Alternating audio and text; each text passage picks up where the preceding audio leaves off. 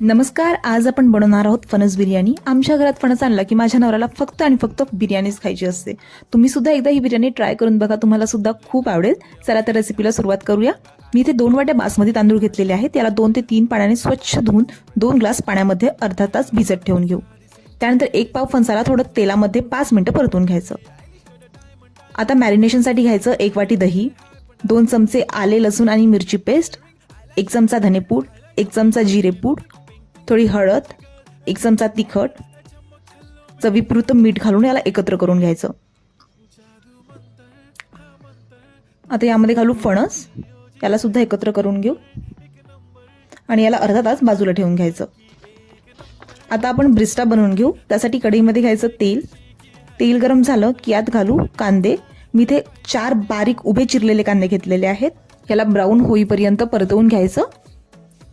कांदे ब्राऊन झाले आहेत. आपण याला टिश्यू पेपरवर काढून घेऊन याला थोडे थोडे वेगळे करायचे. आता या उरलेल्या तेलामध्ये घालू अर्धा चमचा जिरं, थोडा कांदा आणि याला एखादी मिनिटं परतवून घ्यायचं.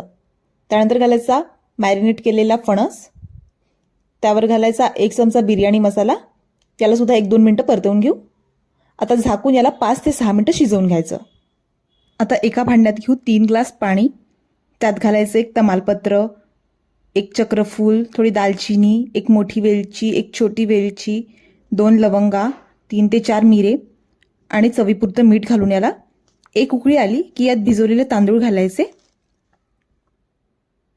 यावर घालू थोडंसं तेल. याला 80% शिजवून घ्यायचं आहे. तांदूळ शिजायला वेळ लागेल 5 मिनिटं. तांदूळ 80% शिजलेले आहेत. आता आपण फणस बघून घेऊ. फणस थोडा शिजायचा बाकी आहे. आता आपण त्यावर घालू ब्रिस्टा, पुदिना आणि कोथिंबीर. यावर आपण घालू तांदूळ. तांदळातलं पूर्ण पाणी काढून घ्यायचं किंवा याला 2 मिनिटं चाळणीत ठेवून घ्यायचं. त्यानंतर आपण वरून परत घालू पुदिना, ब्रिस्टा आणि कोथिंबीर आणि वरून घालू गरम पाण्यात घातलेलं केसर.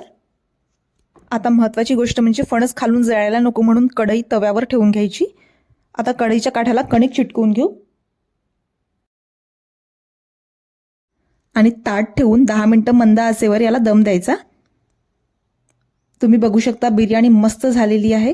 आता यावर आपण ब्रिस्टा घालू, पुदिना घालू आणि थोडी कोथिंबीर घालून गरमागरम बिर्याणी तयार आहे. तुम्ही नक्की एकदा ही रेसिपी ट्राय करा आणि कमेंटमध्ये कळवा कशी झाली.